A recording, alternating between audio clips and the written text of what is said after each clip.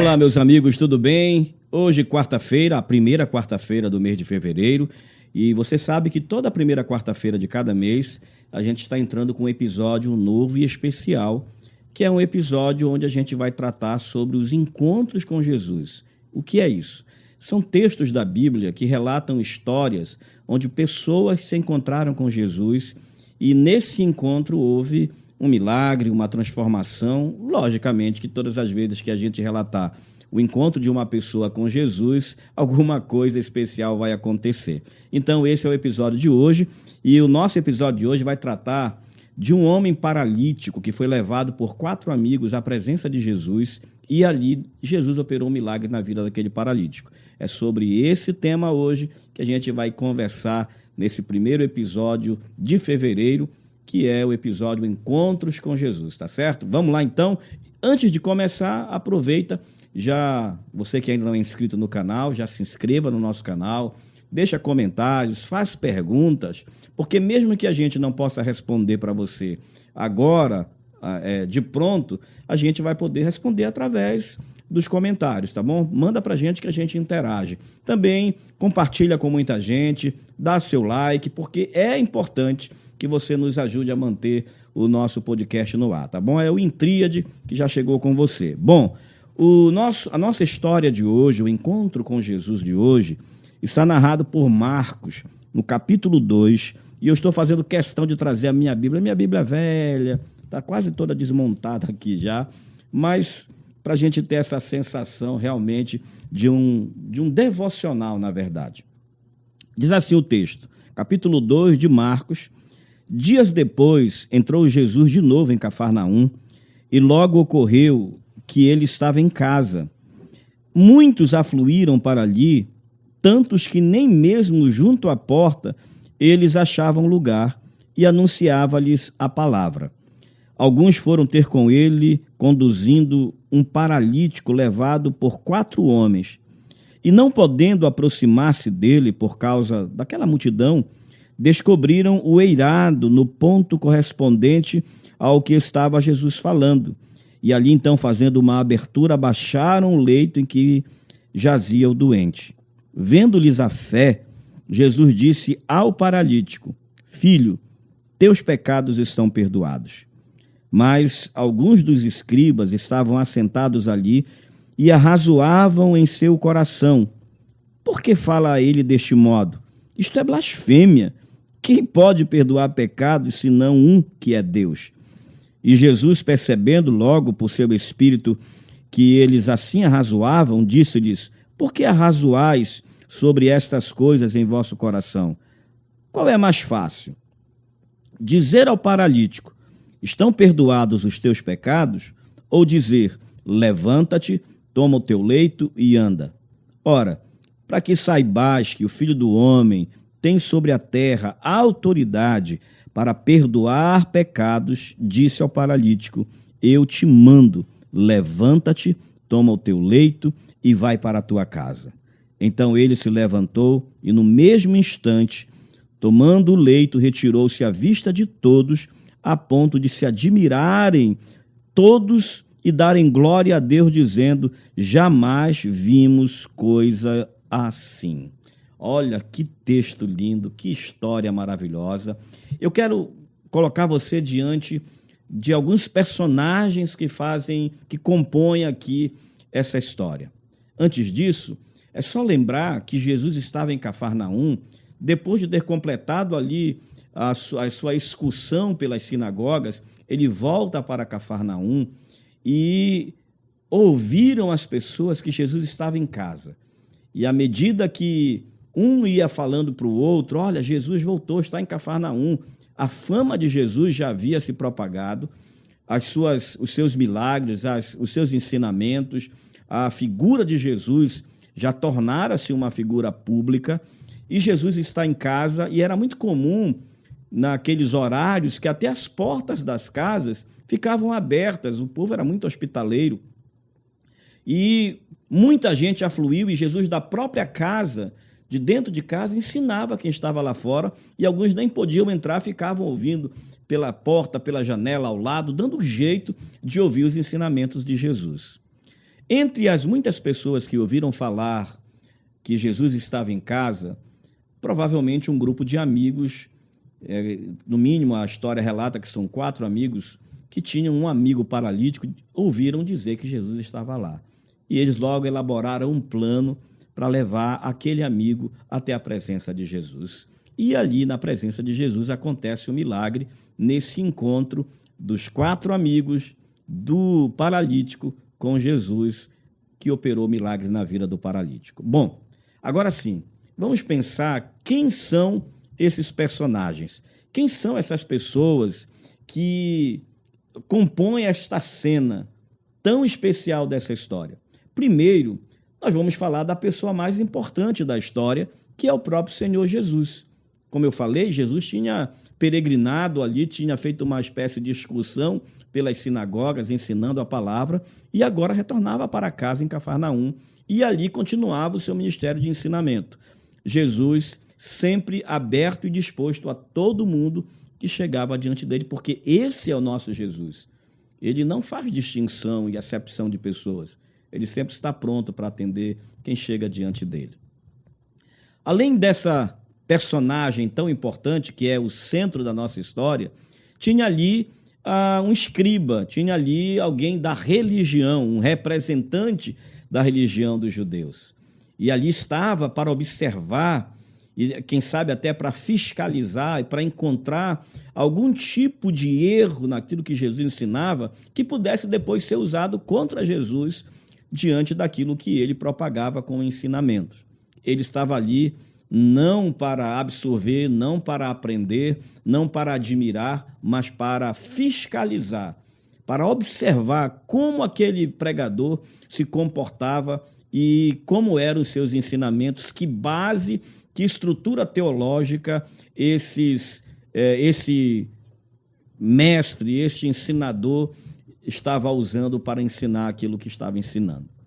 Além do escriba, além dos representantes da religião, tinha um povo comum, os curiosos, aqueles que quando ouvem, olha, está acontecendo alguma coisa aqui, ali, já corre para lá. Você conhece gente curiosa, né? Houve um barulho na rua de casa, já todo mundo aflui para lá.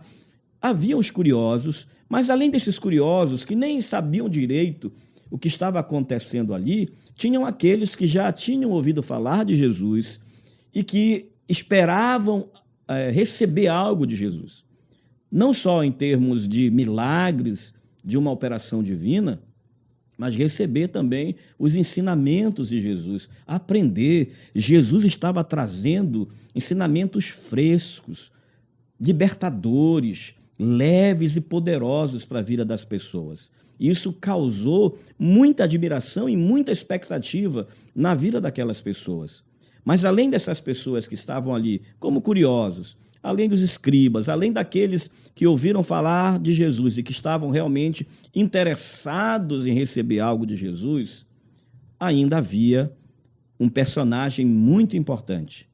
Chegou ali um paralítico, um homem que padecia no seu leito como um paralítico que não podia se mover e sair para lugar nenhum, a não ser que fosse levado por alguém. Ele não podia ir lá só. E mesmo que alguém ainda o conseguisse levar, era necessário que essa pessoa que o levasse tivesse muito altruísmo, muita amizade, muito amor, ou então fosse muito bem pago para levar essa pessoa até a presença de Jesus, tendo que atravessar a multidão até chegar no lugar onde Jesus estava. Esse homem, pasmem, tinha 4 amigos. Olha, se tem uma coisa que eu poderia dizer como os 2 pilares dessa história, 2 palavras que fazem estrutura para essa nossa conversa diante dessa história, é amor e amizade. Como a gente está em tríade, eu vou colocar mais uma para formar logo a tríade. Amor, amizade e fé. Olha que coisa linda. O que é que a gente encontra ali? A gente encontra um amor fraternal. O amor fraterno, o amor da amizade. 4 homens, 4 amigos de um paralítico. Não sabemos muito bem a história, não há como você ter detalhes de como aquele homem se tornou paralítico. O certo é que era um homem que estava sofrendo de um aleijume, que precisava de um milagre que a ciência da época e talvez de hoje também não daria uma resposta. Precisava de um milagre. Aqueles 4 homens demonstram, em primeiro lugar, um profundo amor por aquele seu amigo. Um amor, uma amizade genuína. Eu queria perguntar para você, aproveitar aqui, abrir um parêntese. Quando você pensa em amizade, de quem você lembra? Você tem alguém assim, nessa categoria de amizade? Um amigo que você sabe que se você chegasse a esse nível de sofrer algo que te mobilizasse, que te deixasse numa pior, estaria ali com você, pronto para conduzir você para uma fonte de milagres? Você teria alguém assim? Aproveita, lembra disso e dá graças a Deus por esse amigo, por essa pessoa. Aquele paralítico tinha 4 amigos. Olha, hoje em dia nós temos um monte de amigos no Instagram, nas redes sociais, mas se você for fazer uma peneirada assim de quem são os seus amigos de verdade, muita gente talvez nem chegue a 4 amigos, especialmente 4 amigos com esta qualidade, com essa virtude ou com essas virtudes de amor, cuidado, atenção. E aqueles 4 homens tiveram esse altruísmo de dizer, olha, nós vamos te levar diante de alguém que pode resolver o teu problema. A amizade. A amizade é necessário. Precisamos cultivar as nossas amizades. E eu sempre penso, na verdade, que a amizade não há como você provar. Eu não posso provar para ninguém que eu sou amigo e nem devo, né? Na verdade, quando um amigo pede que você prove a sua amizade, é porque ele ainda não te vê como amigo. O amigo não precisa provar nada. O amigo sempre é amigo. É amigo e faz e pronto. Não para provar, mas porque ama. Então, a amizade daqueles 4 homens, o amor deles e a fé também deles. Eles tiveram fé que se eles levassem aquele paralítico, imagina, você vai tirar um paralítico da sua casa, vai levar pelas ruas até chegar num lugar que está lotado de gente. Aqueles homens tinham muita fé, mas não só isso. Eu imagino e entendo, numa hermenêutica bem espontânea, que aquele paralítico também foi movido por fé.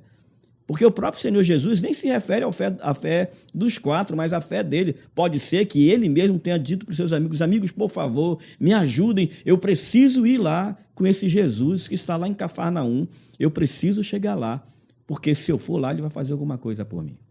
E eles foram. O detalhe é que quando eles chegaram lá, próximo à casa onde Jesus estava, havia uma multidão intransponível. Como iam chegar lá? De que forma? Talvez eles pensaram, qual a estratégia? Porque, na verdade, por mais que nós tenhamos fé, por mais que nós tenhamos uma fé muito robusta, muito vigorante, muito poderosa, mas a gente sempre vai lidar com situações que vão desafiar a nossa fé. Aqueles homens foram desafiados por conta daquela multidão que estava diante de Jesus, na frente da casa, do lado da casa, em cima das árvores, enfim. Eles fizeram uma varredura de olhar muito rápido ali, e eles viram que aquela casa, era muito comum que as casas tivessem, que chamavam de eirado, era um lugar acima da casa que era feito de madeira e preenchido com barro, como se fosse pau a pique, que era muito fácil que, quando se subisse lá, se escavasse e abrisse um buraco. E foi o que eles fizeram.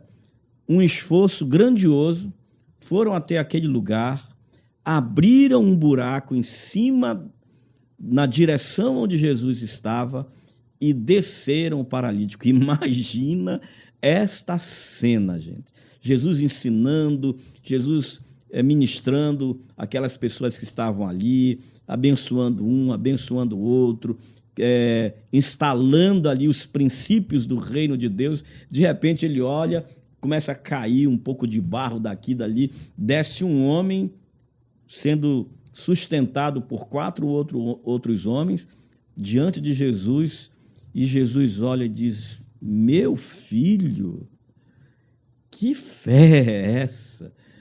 Olha, a tua fé te salvou. Perdoado estão os teus pecados. Olha, parece meio estranho Jesus imediatamente ministrar o perdão antes de ministrar a cura. Na verdade, Jesus era um conhecedor profundo da cultura do seu tempo, da cultura da sua religião, das bases teológicas, filosóficas, de costumes da sua religião. Ele sabe que havia uma impressão, que havia uma cultura, que havia uma compreensão de que uma pessoa que estava passando por uma situação de privação, uma situação de uma doença muito grave, especialmente um paralítico, era do imaginário comum da época que aquele homem tivesse cometido um pecado muito grave e estava sendo castigado por aquilo. Então, antes que aquele homem pudesse pronunciar ou tentar justificar a sua dor, o seu sofrimento, o seu padecimento, Jesus diz: olha, de cara logo te dizer, teus pecados estão perdoados.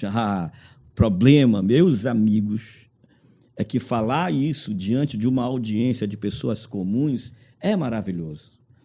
Mas falar isso diante de uma audiência de guardiões da lei, de religiosos rigorosos e muitas vezes, perdoa-me a expressão, hipócritas, porque o que tem de religioso hipócrita que acha que todo mundo está errado, só ele está certo, você sabe, não vou nem entrar nesse mérito, porque não é essa a ideia do nosso encontro.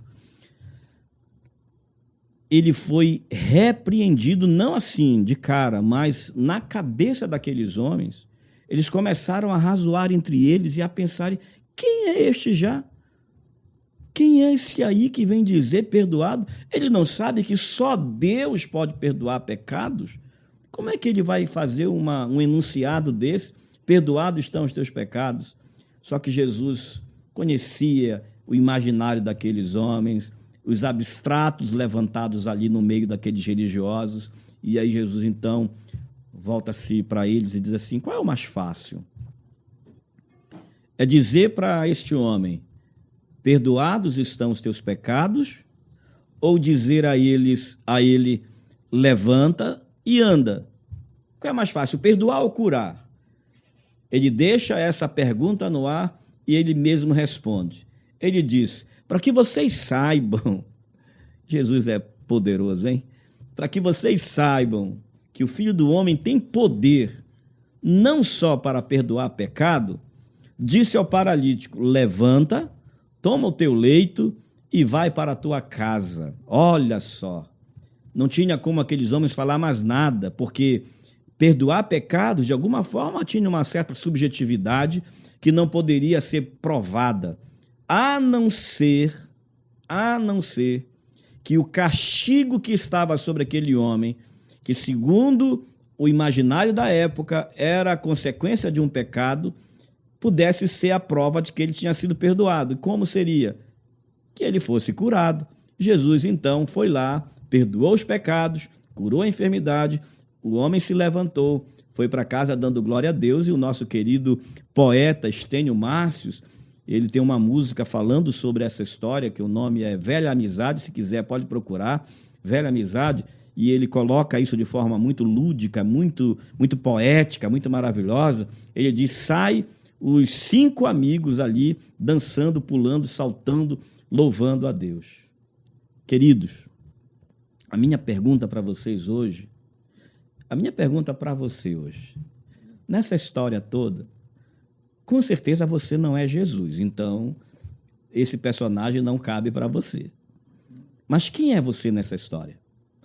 Quem é você, ou a quem você se identifica, a quem você imagina que tem a ver com a sua história com relação a esses personagens? Por acaso você seria o religioso, xarope, que fica só tentando saber isso está certo, isso está errado. Ah, ele pregou bem, ele pregou mal. Ah, não, isso não tem nada a ver, isso não tem teologia. Ah, isso está carregado de teologia. Ah, esse aí não tem poder. Ah, ele não pode dizer isso, ele não pode falar aquilo. Quem é você nessa fila do pão, como diria alguém? Nessa história, você é o religioso? Ou você é apenas o curioso, que vive frequentando igreja, vai igreja aqui, igreja ali, alguém falou alguma coisa, você vai só para ver a vibe do momento, você vai só para avaliar se aquela igreja tem um bom som, se tem uma boa iluminação, se tem um bom grupo musical, você vai só para avaliar a estrutura da igreja, para fazer uma avaliação se aquele pastor realmente é o que dizem que é. Ou você é aquele outro grupo de pessoas que está sedento por aprender mais de Jesus, e aonde você ouve falar que Jesus está, você vai lá atrás, independente da multidão que esteja lá. Quem é você?